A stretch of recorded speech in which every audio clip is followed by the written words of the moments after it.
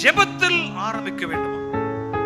நெகேமியா 2ஆம் அதிகாரத்தை வாசிப்பீர்களானால், நெகேமியா ஒரு ஜெப வாந்தி உள்ள ஒரு வீரர். பாபிலோன் தேசத்தில் இருக்கும்போது ஜெபத்தில் தன்னை மிகவும் அர்ப்பணித்த ஒரு நபர். எந்த காரியமா இருந்தாலும் ஜெபத்துடன் ஆரம்பிக்க வேண்டும். நம்முடைய வீட்டுல எந்த காரியமா இருந்தாலும் அதை நம் கெட்ட காரியத்துக்கு ஜெபம் பண்ணுவோமா? நம்ம ஜெபம் பண்ணுவோம். அப்ப கெட்ட காரியம் நம்ம செய்ய மாட்டோம். அப்ப செய்யக்கூடிய ஒவ்வொரு காரியமும் ஜெபத்துடன் ஆரம்பிக்கும் போது அது ஒரு வெற்றியை நமக்கு தருகிறது. ஒரு பரீட்சைக்கு போகும்போது ஜெபம் பண்ணிட்டு போவோம். அதுக்கு முன்னாடி கிளாஸுக்கு போவோம், ஜெபம் பண்ணுவோமா? சின்ன பிள்ளைங்க கவனிக்கிறீங்களா?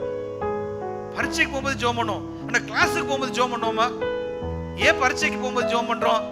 பாஸ் ஆகணும், எனக்கு நல்ல ரிசல்ட் வரணும். ஆனா கிளாஸுக்கு போகும்போது, நான் கிளாஸுக்கு போகும்போது நல்லா கவனிக்கணும், என்னோட கான்சென்ட்ரேஷன் அங்க இருக்கணும்னு சொல்லி ஜெபம் பண்ணிருக்கிறோமா? எப்படிலாம் நம்முடைய ஜெபங்கள் காணப்படுகிறது? நம்முடைய வாழ்க்கையில் ஒவ்வொரு நாளும் போக்கையும் வரத்தையும் தேவன் நம்மை நடத்துகிறார் என்றால் நம்முடைய ஜெபம் தான்.